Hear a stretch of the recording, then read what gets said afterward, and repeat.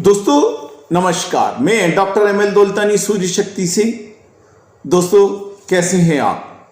आज मैं एक नए विषय के साथ में आया हूं, गार्लिक, लहसुन।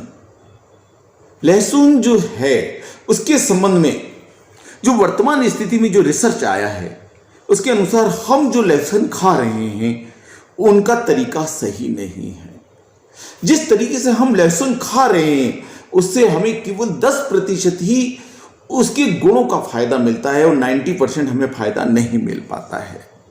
ये मैं नहीं कह रहा हूं, ये ऐसा United states national library of medicine के रिसर्च से सामने आया है कि लहसुन खाने का तरीका ये नहीं है, लहसुन कच्चा खाने से उतना फायदा नहीं होता है।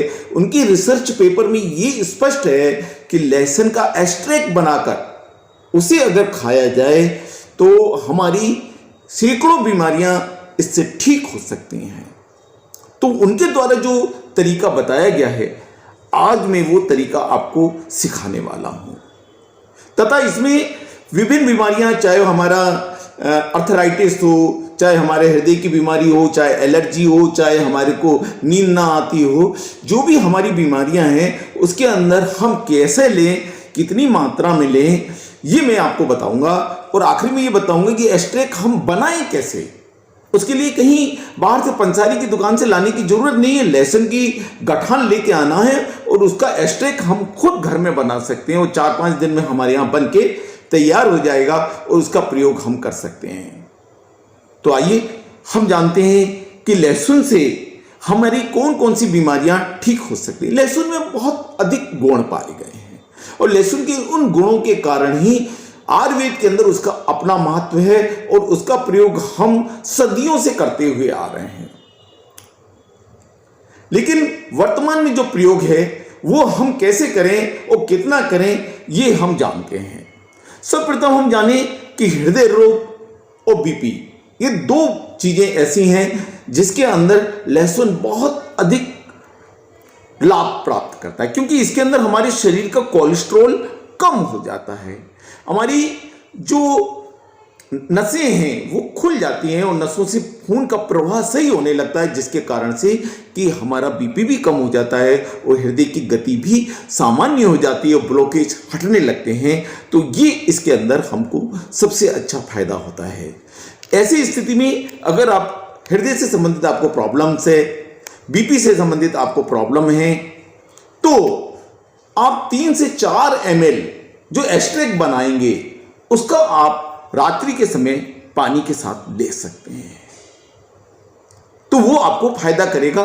इससे अधिक मात्रा में आप एकदम ना ले, 3 से 4 ml ही मात्रा में लेना है।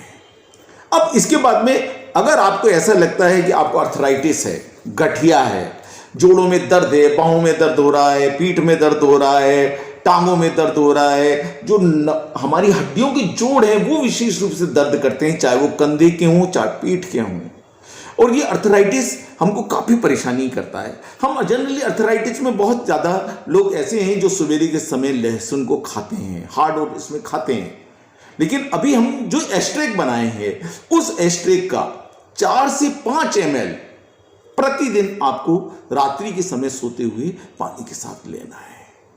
इसके अलावा आप चर्म रोग ले लें। अगर आपको चर्म रोग है, स्किन पे हो गई है, फंगस बन गई है, शरीर के अंदर जगह जगह खाज खुजली हो रही है, स्किन ने कार्य करना बंद कर दिया है, उसमें भी लहसुन का प्रयोग बहुत ज़्यादा लाभदायक होता है और उसके अंदर भी हम लहसुन का प्रयोग जो है कर सकते हैं और इस लहसुन के प्रयोग से हमको लाभ प्राप्त हो सकता है। अगर हमें स्किन का रोग है तो हम 3 ml रात्रि के समय सोते समय अगर हम उसका एक्सट्रैक्ट लेते हैं लहसुन का, तो वो हमारे शरीर के लिए पर्याप्त होगा और धीरे धीरे हम चर्म रोग से भी मुक्ति प्राप्त कर सकते हैं।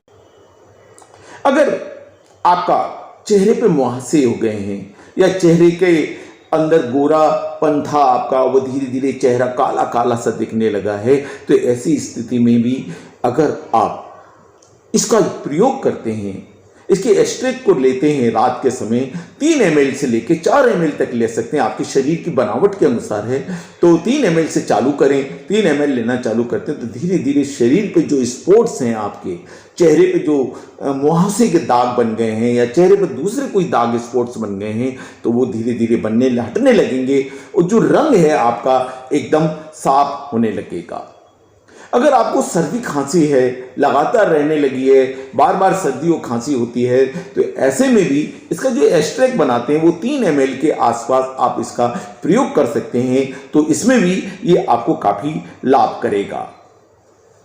अगर आपको नींद नहीं आती है, रात के समय नींद की परेशानी होती है बार बार, तो नींद में भी हमारा ये एक्सट्रैक्ट जो हमने बनाया है ये काम कर सकता है। तो 2 से 3 ml के करीब इसका अगर हम एक्सट्रैक्ट लेकर और रात को सोएंगे तो उसके बाद में हमारी नींद अच्छी हो सकती है और हमारा स्थिति ज़्यादा बेटर हो सकती है। इसके अलावा हमारा इम्यूनिटी पावर में भी इसका प्रयोग बहुत अच्छा होता है। हमारे शरीर के इम्यूनिटी पावर को ये ग्रोथ कर देता है, बढ़ा देता है, जिससे कि हम वायरस से लड़ने की कैपेसिटी प्राप्त कर सकते हैं। इसलिए सामान्य व्यक्ति हैं अगर और ऐसा लगता है कि आपका इम्यूनिटी पावर नीचे जा रहा है, तो आप 3 से 4 ml के आसपास आप इसको ले सकते हैं और इसका प्रयोग अपने जीवन में कर सकते हैं, जिससे कि आपका इम्यूनिटी पावर भी बूस्ट करेगा और बढ़ेगा बैठकर। तो अपन अब जानते हैं इसमें एक्सट्रैक्ट बनाने का क्या तरीका है। तो सर्वप्रथम जो लहसुन की सामान्य गठान आती है, भरी हुई गठान होना चाहिए, ले लीजिए। उसमें से 15 से 20 या 22 कलियां निकलती हैं।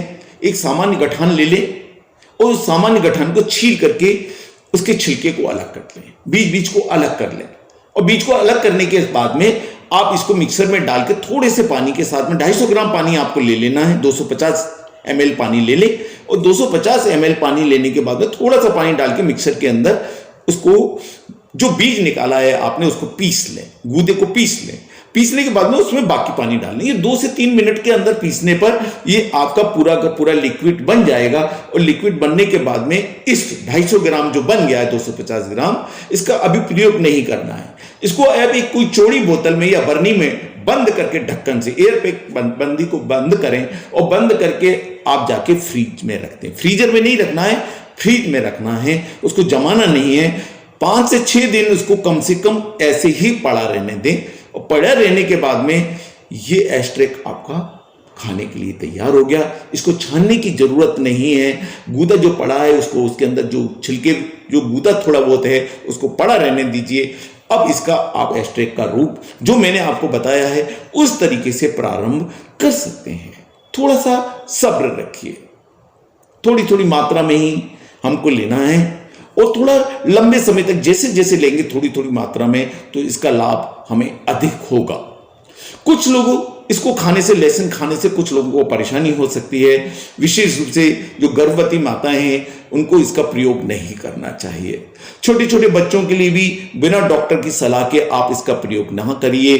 अगर आप बहुत अधिक बीमार हैं, आपको बहुत सारी बीमारियां हैं, आपके बहुत ज़्यादा परेशानियां हैं, तो ऐसी स्थिति में अपने डॉक्टर की सलाह किए बिना मत करिए।